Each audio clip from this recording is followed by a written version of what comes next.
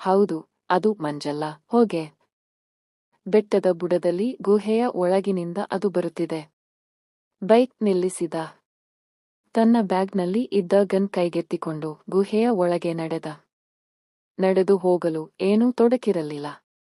ಸ್ವಲ್ಪ ಮುಂದೆ ನಡೆದು ಬಂದಾಗ ಹೆಣ್ಣೋರ್ವಳು ಬೆಂಕಿ ಉರಿಸುತ್ತಾ ಚಳಿ ಕಾಯಿಸುವುದು ಕಾಣಿಸಿತು. ತನ್ನ ಬೈಕ್ಗೆ ಅಡ್ಡ ಬಂದ ಹುಡುಗಿಯೇ ಅಲ್ಲಿದ್ದಳು. ಗಲಿಬಿಲಿಯಲ್ಲಿ ಅವಳ ಮುಖ ನೋಡಿರಲಿಲ್ಲ. ಆದರೆ ಅವಳು ಧರಿಸಿದ್ದ ತಿಳಿ ನೀಲಿ ಉಡುಪು ಚೆನ್ನಾಗಿ ನೆನಪಿದೆ. ಆಮೇಲೆ ಬಿದ್ದೆ ಎನ್ನುವುದು ನೆನಪಿದೆ. ಹೆಲೋ ಎಂದು ಜೋರಾಗಿ ಕಿರುಚಿದ ದಿಗಂತ್. ಸ್ವರ ಕೇಳಿದೊಡನೆ ಅಲ್ಲಿದ್ದವಳು ಬೆಚ್ಚಿ ಬಿದ್ದಳು. ದಿಗಂತ್ ಬೇರೆ ಕೈಯಲ್ಲಿ ಗನ್ ಹಿಡಿದು ನಿಂತಿದ್ದ.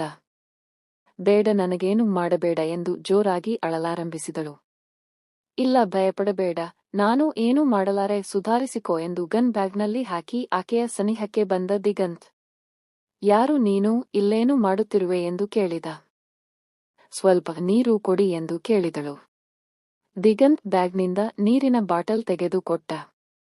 ನೀರು ಕುಡಿದು ಎದ್ದು ನಿಂತಳು. ಇಲ್ಲಿ ಕೇಳು, ನೀನು ಯಾರು ಎಂದು ದಿಗಂತ್ ಮತ್ತೆ ಪ್ರಶ್ನಿಸಿದ. ನಾನು ಸತ್ಯವತಿ, ಕ್ರೈಮ್ ರಿಪೋರ್ಟರ್. 5 ವರ್ಷಗಳಿಂದ ಕ್ರೈಮ್ ನ್ಯೂಸ್ ಚಾನೆಲ್ ಒಂದರಲ್ಲಿ ಕೆಲಸ ಮಾಡಿಕೊಂಡಿದ್ದೇನೆ. ನನ್ನ ಸ್ನೇಹಿತರೊಬ್ಬರು ನನಗೆ ಒಂದು ಜಾಗದ ಕುರಿತು ಹೇಳಿದರು. ಅಲ್ಲಿ ತುಂಬಾ ನಿಗೂಢತೆಗಳಿವೆ. ಆ ಒಂದು ತಿರುವು, ಅಲ್ಲೊಬ್ಬ ಆಗುಂತಕನಿದ್ದಾನೆ ಎಂದೆಲ್ಲ ಹೇಳಿದ್ದರು. ನಾನು ಮೊದಲೇ ಕ್ರೈಮ್ ರಿಪೋರ್ಟರ್, ಇಂತಹ ವಿಷಯ ಸಿಕ್ಕರೆ ಸಾಕು ಎಂದು ಕಾಯುತ್ತಿರುತ್ತೇನೆ. ಹಾಗಾಗಿ ಅವರಿವರಲ್ಲಿ ವಿಚಾರಿಸುತ್ತಾ ಈ ತಿರುವು ಹಿಡಿದು ಬಂದೆ. ಬರುತ್ತಾ ಕಾರಲ್ಲಿ ಬಂದೆ. ಆದರೆ ಈಗ ತಪ್ಪಿಸಿಕೊಂಡು ಓಡುತ್ತಿದ್ದೇನೆ.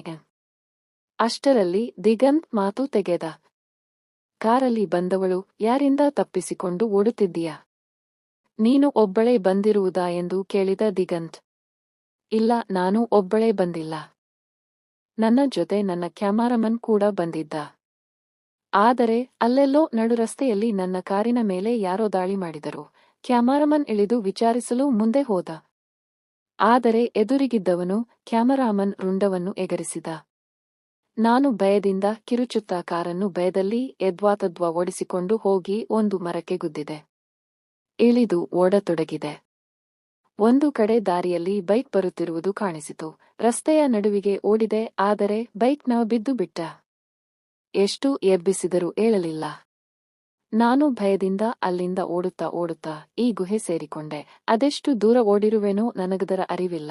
ಆದರೆ ಈ ಸುತ್ತಮುತ್ತ ಜಾಗ ತುಂಬಾ ಅಪಾಯಕಾರಿ ಅನಿಸುತ್ತಿದೆ. ನಿಮಗೆ ಈ ಜಾಗ ತಿಳಿದಿದೆಯೇ? ನೀವೇಕೆ ಇಲ್ಲಿದ್ದೀರಾ, ನೀವಾರು? ಎಂದು ಕೇಳಿದಳು. ನೀನು ಯಾವ ಬೈಕ್ಗೆ ಅಡ್ಡ ಬಂದು ನಿಂತಾಗ ಗಲಿಬಿಲಿಗೊಂಡು ಬಿದ್ದ ಆ ಬೈಕ್ ಸವಾರ ನಾನೇ. ನನಗೆ ಎಚ್ಚರವಾಗಿ ನೋಡುವಾಗ ಎಲ್ಲ ಕಡೆಯಲ್ಲೂ ನಿಶ್ಶಬ್ದ.